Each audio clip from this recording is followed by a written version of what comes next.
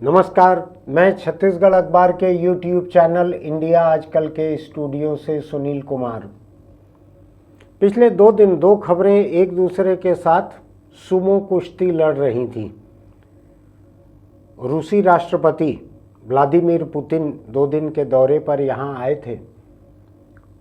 ये दुनिया के एक सबसे बड़े नेता का भारत दौरा था और यूक्रेन की जंग शुरू होने के बाद से रूसी राष्ट्रपति पहली बार भारत आए थे, इसलिए भी ये महत्वपूर्ण था।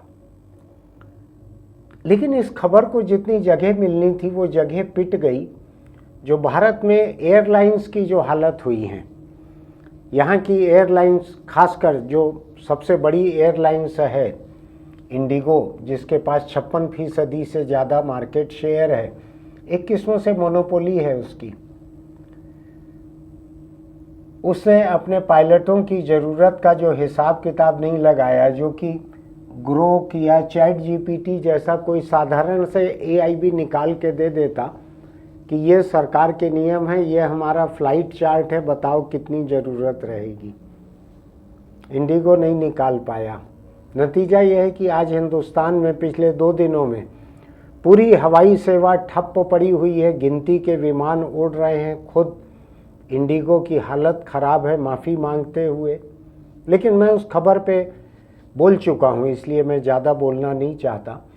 इस खबर ने पुतिन के भारत प्रवास को एक तरह से धकेल दिया। अखबारों ने लिया है पहले पन्ने पे, लेकिन ज़्यादा बड़ी खबर जो है वो एयर ट्रैफिक उड़ानों का जो क्राइसिस खड़ा हुआ, ये ज़्यादा बड़ी खबर बन गई। लेकिन मैं पुतिन के बारे में बोलने के लिए यहाँ खड़ा हुआ हूँ। व्लादिमीर पुतिन और नरेंद्र मोदी दोनों अपने अपने देश के एग्जीक्यूटिव हेड हैं, शासन प्रमुख जिसको कहते हैं। भारत में संविधान प्रमुख राष्ट्रपति हैं, लेकिन वो शासन प्रमुख नहीं है। पुतिन जो है रूस के शासन प्रमुख हैं, तो 2 देशों के हेड्स ऑफ द गवर्नमेंट्स की ही बात होती है। तो वो बात हुई, कई तरह के समझौते हुए।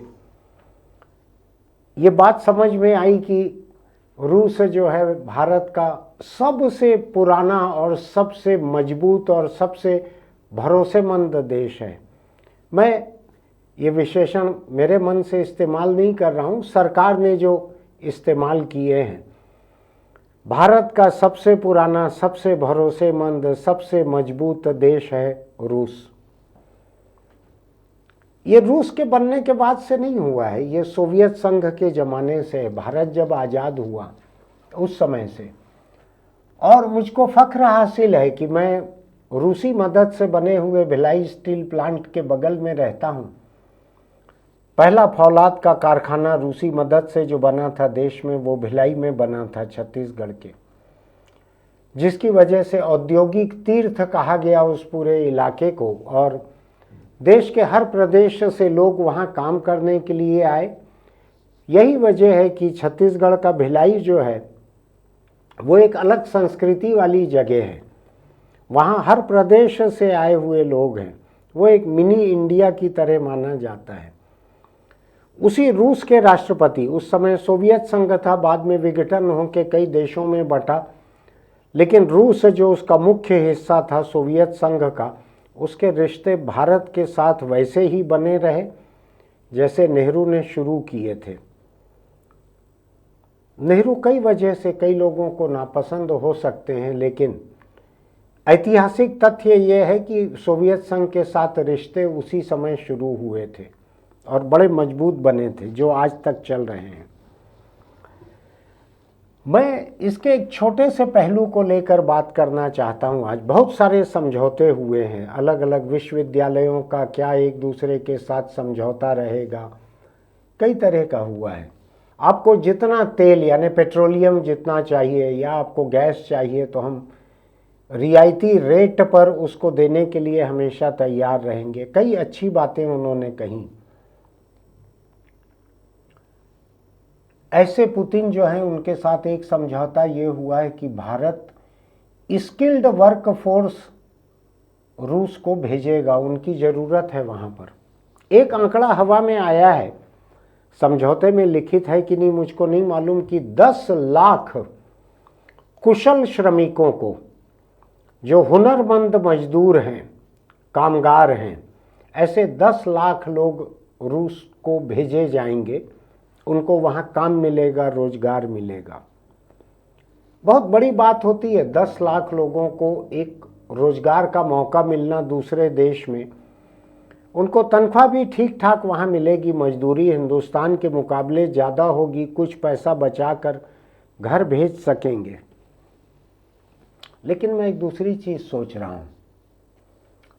अभी जब इजराइल में वर्क फोर्स की कमी हुई फिलिस्तीन पे हमला करने की वजह से, तो इजराइल ने भारत के साथ बात की और भारत के कई प्रदेशों में सरकारों ने इश्तहार छपवाकर कुशल श्रमिकों को, स्किल्ड मजदूरों को, कामगारों को इजराइल भेजा वहाँ काम करने के लिए, क्योंकि वहाँ के उनके अपने नौजवान फौज में चले गए थे फिलिस्तीन पे हमला करने के लिए। अब जब वो हमला ख़त्म हो गया है और वो नौजवान हो सकता है कि फौज से खाली हो गए हों, अब वहाँ भारत से गए हुए मजदूरों का क्या होगा मुझको ठीक से नहीं मालूम है। लेकिन ये तो नया समझौता है जो कल या परसों ही जिस पर दस्तखत हुए हैं पुतिन के और मोदी के, कि भारत से कुशल श्रमिक रूस में भेजे जाएंगे, रूस को ज़रूरत है। तो मैं सोच रहा था कि कुशल श्रमिक जितने रहते हैं वो इंजीनियरिंग के कुशल होंगे, मेडिकल साइंस के होंगे, हो सकता है क्रेन ऑपरेटर हों, बुलडोजर ऑपरेटर हों, कई तरह के हों।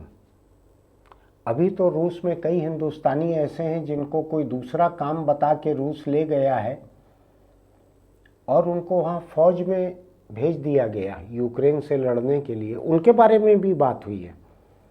प्रधानमंत्री मोदी ने ये भी कहा है राष्ट्रपति पुतिन को कि जो भारतीय वहाँ फौज में हैं उनको आप वापस भेजो। तो उन्होंने कहा है हम सबको सुरक्षित वापस भेजेंगे। कोई ऐसा तारीख तय नहीं हुई है कि कब तक भेजेंगे, लेकिन उनको झांसा दे के, भारत के मजदूरों को, बेरोजगारों को झांसा दे के रूस में ले जाकर कि काम करवाएंगे, कोई और तरह का गार्ड बनाएंगे, कुछ करेंगे, और उनको यूक्रेन से जंग में भेज दिया गया है वहाँ।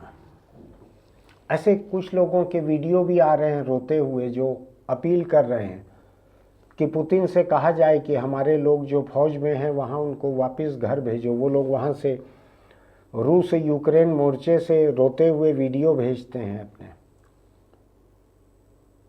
ऐसे में यहाँ से 10 लाख और लोगों को अगर भेजा जाएगा, कुशल श्रमिकों को, तो मैं उसके एक दूसरे पहलू पे आ रहा हूँ। मैं भी जंग को भी थोड़ी देर के लिए छोड़ दे रहा हूँ।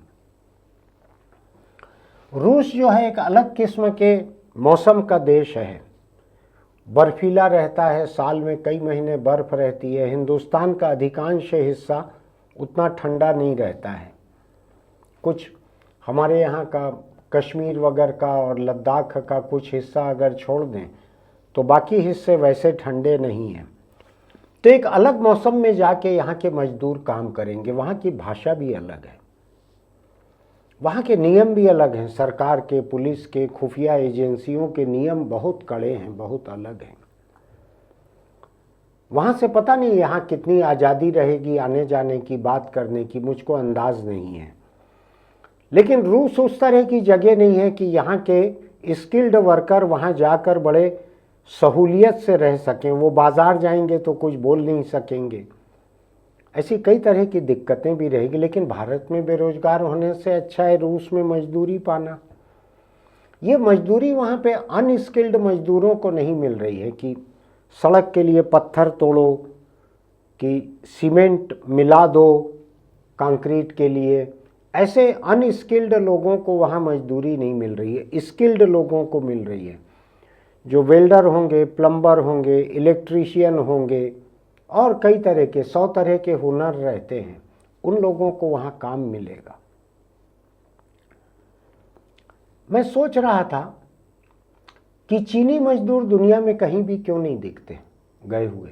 आप भी सोचिएगा, आपको कहीं ये सुनाई नहीं पड़ेगा कि चीनी मजदूर अमेरिका में काम कर रहे थे, ब्रिटेन में काम कर रहे थे, या कहीं और उनसे बंधुआ मजदूरी करवाई जा रही थी, किसी तरह जान बचाकर घर लौट के आए, ऐसा आपको सुनाई नहीं पड़ेगा। चीन जो है वो मैन्युफैक्चरिंग में इतना आगे है इंडिया से कि दोनों के आंकड़े अगर आप देखेंगे सर्च करके, तो चीन में एक एक स्किल्ड वर्कर जो है उसके लिए कारखाने, फैक्ट्री, कई तरह के काम हैं उनके लिए चीन में। चाहे तनख्वाह उनकी रूस के मुकाबले कम होगी, लेकिन काम है। शायद इजराइल जितना पैसा नहीं मिलता होगा चीनी मजदूर को, लेकिन अपने घर पर हैं वो। तो मैं ये सोच रहा हूं कि हिंदुस्तान में किसी वर्कर के स्किल्ड बनने में यहाँ के ट्रेड का, इंडस्ट्री का, टेक्नोलॉजी का, इंस्टीट्यूट का, आईटीआई का कई लोगों का योगदान रहता है, पॉलिटेक्निक का कई लोगों का योगदान रहता है। किसी को स्किल्ड मजदूर बनाने में सरकार का भी खर्च होता है, समाज का भी खर्च होता है। तो क्या हिंदुस्तान में मैन्युफैक्चरिंग ऐसी नहीं हो सकती थी कि जिसमें इन स्किल्ड मजदूरों को काम मिले? आज ये केवल मजदूरी के लिए रूस जा रहे हैं, और मैं इसको किसी एक सरकार से जोड़ के नहीं देख रहा हूँ कि मैं मोदी सरकार के खिलाफ कुछ कहने जा रहा हूँ। मैं तो हिंदुस्तान की सरकार जिसमें एक निरंतरता बनी रहती है।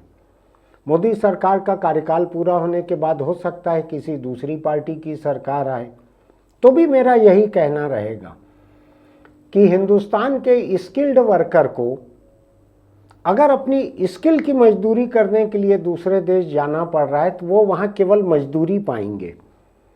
अगर हिंदुस्तान में उनकी स्किल का उपयोग करके यहाँ कारखाने चलते, यहाँ किसी दूसरे तरह का काम चलता, कोई मैन्युफैक्चरिंग होती, तो देश की इकोनॉमी भी आगे बढ़ती, यहाँ की प्रोडक्टिविटी बढ़ती, जीडीपी बढ़ता यहाँ का, यहाँ टैक्स मिलता, यहाँ से सामान एक्सपोर्ट होता, यहाँ रॉ मटेरियल बिकता। आज जो कुछ होगा इन मजदूरों के कामकाज से, जो कुछ भी इकोनॉमी में इजाफा होगा वो रूस में होगा। ये केवल मजदूरी पाएंगे वहाँ से, रूबल में, रूपी में, जिसमें भी मजदूरी पाएंगे वो पैसा यहाँ घर भेज सकेंगे, लेके आ सकेंगे, खुद जिंदा रहने पे खर्च कर सकेंगे। लेकिन मैं सोचता हूँ कि कोई देश अगर अपने स्किल्ड लोगों को दूसरे देश में मजदूर की तरह भेज रहा है तो इसका मतलब है कि उस देश ने अपने मजदूरों के लिए, स्किल्ड मजदूरों के लिए जॉब अपॉर्चुनिटीज, रोजगार की संभावनाएं देश में पैदा नहीं की हैं। ये कमी दिखती है मुझको किसी देश की अर्थव्यवस्था में, किसी देश की योजना में। मुझको लगता है कि अगर ये स्किल्ड वर्कर हैं तो इनकी प्रोडक्टिविटी का फ़ायदा इस देश की अर्थव्यवस्था को मिलना चाहिए था। लेकिन हम 1 लाख लोगों को इजराइल भेज दे रहे हैं, 10 लाख लोगों को रूस भेज दे रहे हैं। लोग खुद होके जाएं बाहर वो तो समझ में आता है। केरल से लोग खाड़ी के देशों में जाते हैं, वहाँ हर तरह के काम करते हैं, वो मजदूरी के, टेक्नोलॉजी के, कंस्ट्रक्शन के, व्यापार के, घरेलू कामकाज के, सब तरह के काम करते हैं, अपनी मर्जी से जाते हैं। वो कोई सरकार वहाँ से केरल से नहीं भेजती है कि तुम लोग जाओ खाड़ी के देशों में। लोग खुद होके जाते हैं, खुद होके हमारे यहाँ सब जगह से जाते हैं। पंजाब के लोग ब्रिटेन, अमेरिका, ऑस्ट्रेलिया, न्यूजीलैंड ऐसे देशों में पंजाब से लोग चले जाते हैं। बिहार के मजदूर मॉरिशस और दूसरी जगहों पे चले जाते हैं, कई जगह जाते हैं मजदूर। कोई बुराई नहीं है, मैं तो चाहता हूँ जाएं बाहर। यहाँ पे अगर काम नहीं है, मनरेगा का काम 100 दिन से घट के 50 दिन पे आ गया है, कोई गारंटी नहीं है 50 दिन की भी, कई महीने पैसा नहीं मिलता है, तो जहाँ पैसा मिलता है वहाँ चले जाओ। लेकिन एक बात हमको भारत के बारे में समझनी पड़ेगी, और ये केवल भारत सरकार का काम नहीं है, राज्यों की भी जिम्मेदारी है कि आपने अपने प्रदेश में, अपने देश में इन कुशल कारीगरों के लिए, कुशल मजदूरों के लिए इतनी एम्प्लॉयमेंट अपॉर्चुनिटी नहीं पैदा की कि उसका उत्पादक उपयोग यहाँ हो सके।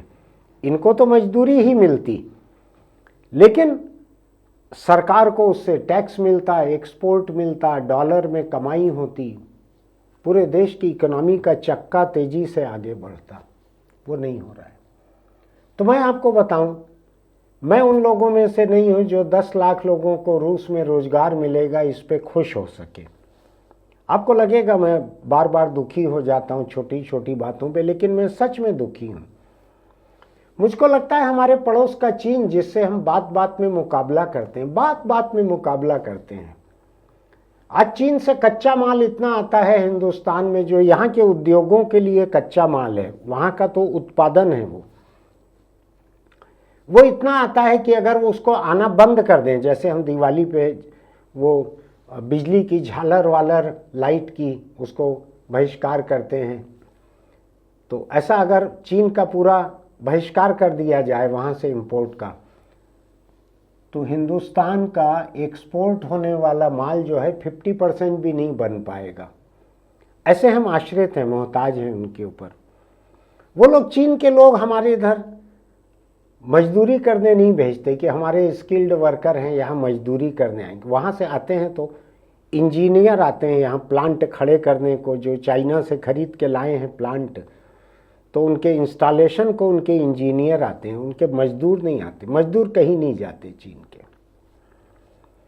भारत को ये बात सोचना चाहिए कि आप अपने हुनरमंद कारीगर और मजदूर, इनको कब तक केवल हुनर के दम पर बाहर मजदूरी करने भेजोगे? देश के भीतर इनके लिए कोई उत्पादक काम क्यों नहीं ढूंढा जाता?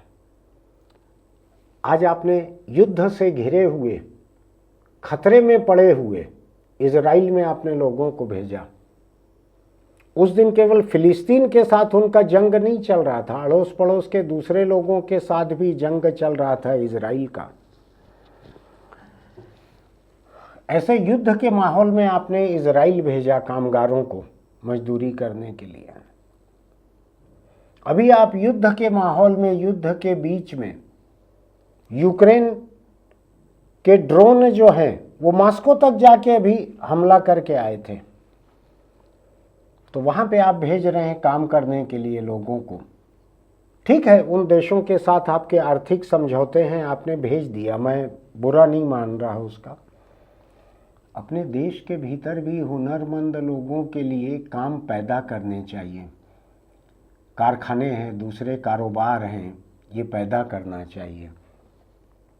10 लाख लोग अगर रूस जाएंगे काम करने के लिए, उसका मतलब है कि वो हुनरमंद बन चुके हैं यहाँ पे। यहाँ उनके पास उतना उत्पादक कोई काम नहीं है, इसलिए वो अधिक मजदूरी के लिए रूस जा रहे हैं। वहाँ उनकी मजदूरी के ऊपर जो वैल्यू एडिशन होना है वो रूस में होगा।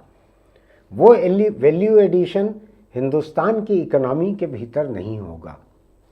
मैं इसको एक बड़ा नुकसान मानता हूँ। चीन जिस वक्त अपने एक एक कामगार से इतना काम ले रहा है, आपको हैरानी होगी, इतने इतने घंटे काम ले रहा है कि उनको बाथरूम तक जाने की छुट्टी नहीं मिलती। एडल्ट डाइपर पहना के रखते हैं कामगारों को। वो असेंबली लाइन में बैठ के, कारखाने में बैठ के काम करते रहते हैं, काम करते रहते हैं। बाथरूम जाने आने में जो 4-5 मिनट लगेगा, उतने में भी काम का हर्जा होगा, तो एडल्ट डाइपर पहना के उनको बैठाते हैं काम में कि उसी में पेशाब कर लो। वहाँ पर हुनरमंद का इतना उपयोग हो रहा है। चीन ऐसे ही दुनिया की एक सबसे बड़ी अर्थव्यवस्था नहीं बन गया है, कई वजहें हैं उसकी। और हिंदुस्तान में तो मौसम मेहरबान है, ऊपर आसमान मेहरबान है। यहाँ पर अधिकतर हिस्से में साल में 8 महीना धूप रहती है, ठंड बारिश सीमित रहती है, तो यहाँ काम ज़्यादा हो सकता है, उत्पादकता ज़्यादा हो सकती है, सौर ऊर्जा ज़्यादा पैदा हो सकती है, कारखाने चल सकते हैं उससे, सौर ऊर्जा से। तो हिंदुस्तान में कहाँ पर कमी है जो इसको अपने हुनरमंद कारीगरों को मजदूरी करने के लिए बाहर भेजना पड़ रहा है? कायदे की बात तो ये थी कि दूसरे देश आके हिंदुस्तान को कहते कि भाई हमको स्किल्ड वर्कफोर्स चाहिए, आप दीजिए, और हिंदुस्तान कहता हमारे यहाँ तो खुद ही स्किल्ड वर्कफोर्स की कमी है, हमारे यहाँ तो कारखानों के लिए लोगों को तैयार करते करते हम थक जा रहे हैं। आपको ध्यान है, एप्पल के आईफोन से लेकर तो बहुत सारे इंटरनेशनल ब्रांड की कारों तक, दूसरी गाड़ियों तक इनके कारखाने कहाँ खुले हैं? इनके कारखाने तमिलनाडु में खुले हैं बहुत सारे। किस लिए? एक तो समंदर के किनारे है, वहाँ सामान बनाकर बाहर भेजना आसान है। दूसरा, समंदर के किनारे तो और भी प्रदेश हैं, लेकिन तमिलनाडु में इसलिए कि उसने हुनरमंद कारीगर, कामगार और मजदूर तैयार किए हैं। तो आप जो महंगा आईफोन इस्तेमाल करते हैं वो तमिलनाडु में बनता है। तो स्किल्ड वर्कफोर्स के लिए काम अगर आप देख सकते हो तो तमिलनाडु की अर्थव्यवस्था में इन कारखानों का बहुत बड़ा योगदान है। जो स्किल्ड वर्कफोर्स के इस्तेमाल के लिए कारखाने वहाँ पे खुले हैं। तो आपको अपनी वर्कफोर्स को उत्कृष्ट भी बनाना पड़ेगा, उसके हुनर को बेहतर भी करना पड़ेगा। तमिलनाडु में कोई सुरखाब के पर नहीं लगे हैं। समंदर तो देश में 8 स्टेट में, 10 स्टेट में किनारे लगता है। आज हुनर ज़्यादा अच्छा सीखा हुआ है, इसलिए केरल के लोग जो हैं खाड़ी के देशों में टेक्नोलॉजी के काम करते हैं, मैकेनिकल काम करते हैं। तो देश में हुनर को बेहतर बनाना पड़ेगा और हुनर का प्रोडक्टिव इस्तेमाल करना पड़ेगा। तब जाकर भारतीयों की मेहनत जो है उसमें वैल्यू एडिशन इस देश में हो पाएगा। हमको लेबर सप्लायर देश हो के रह जाना शर्मिंदगी की बात है, शर्मिंदगी की बात है। ये मैं देश के प्रदेशों के बारे में भी कहता हूँ। मैं छत्तीसगढ़ के बारे में भी कई बार ये बात कहता हूँ कि छत्तीसगढ़ बाकी हिंदुस्तान के लिए लेबर सप्लायर प्रदेश है। यहाँ के मजदूर भर बाहर काम करने जाते हैं। यहाँ के हुनरमंद लोग ऐसे नहीं हैं कि बाहर काम करने के लिए जाएं। हुनर के लिए तो आज भी बाहर से लोग यहाँ आते हैं। तो सोचिएगा इस बारे में। 10 लाख लोग हैं, इनको वहाँ पे रोजगार मिल जाएगा, इनको मजदूरी या तनख्वाह मिल जाएगी। रूस में जंग वंग का खतरा है, रहे खतरा वो। और मैं किसी एक सरकार पे तोहमत नहीं दे रहा हूँ, ये भारत और इसके प्रदेशों की अलग अलग कई सरकारों की जिम्मेदारी है। अपने लोगों को हुनरमंद बनाएं, उनके हुनर को उत्कृष्ट बनाएं और उसके बाद उनके हुनर की एक प्रोडक्टिव यूटिलाइजेशन उसका करें, उसकी उत्पादक उपयोग करें। उसका सोच के देखिएगा। आपको लगता है कि मैंने कोई काम की बात कही है तो अपने दोस्तों को भी इसके लिंक भेजिएगा और हमारे YouTube चैनल इंडिया आजकल को सब्सक्राइब कीजिएगा, लाइक कीजिएगा, नोटिफिकेशन की बटन दबाइएगा। कमेंट बॉक्स में लिखिएगा आपका इस बारे में क्या कहना है। मुझसे सहमत होना जरूरी नहीं है, लेकिन आपके पास तर्क होना चाहिए कि मैं जो कह रहा हूँ वो सही है, नहीं है। ये मुद्दा भारत का रूस से ये समझौता, उसका ये हिस्सा सही है, नहीं है। सोच के देखिएगा अपने प्रदेश और बाकी प्रदेशों के बारे में, अपने देश और बाकी देशों के बारे में। जो भी आपका पढ़ा लिखा सोचा हुआ हो लिखिएगा आप उसको। चलते चलते एक छोटी सी सलाह, ये 10 लाख लोग जो जाएंगे यहाँ से रूस, हो सकता है इनको वहाँ चलाने के लिए कोई दुपहिया मिले और वहाँ का ये नियम लागू हो कि इनको हेलमेट पहनना है वहाँ पर, तो उस दिन थोड़ी दिक्कत होगी। आपका सिर जो है वो रूस पहुँचने के बाद ही कीमती नहीं रहेगा, वो अभी भी कीमती है हिंदुस्तान के ज़मीन पर भी। तो आप दुपहियों पर चलते हैं तो अगर आप चला रहे हैं तो और पीछे बैठे हैं तो हेलमेट लगा कर रखिए, वही आपकी ज़िंदगी बचाएगा कई हादसों में। कल ही नितिन गडकरी जो केंद्रीय परिवहन मंत्री हैं, उन्होंने कहा है, आज सुबह के अखबार में छपा है, आंकड़ा मुझको ठीक से याद नहीं, लेकिन उन्होंने कहा है कि हिंदुस्तान की सड़कों पर हर दिन औसत 485 लोग मारे जाते हैं।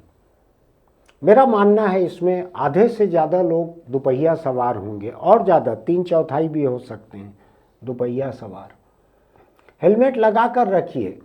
गडकरी जी के संसद के अगले जवाब का आंकड़ा बनने की कोशिश मत कीजिए। अपने परिवार में हंसता खिलखिलाता सुख से जीता हुआ सदस्य बनिए। फिर मिलेंगे।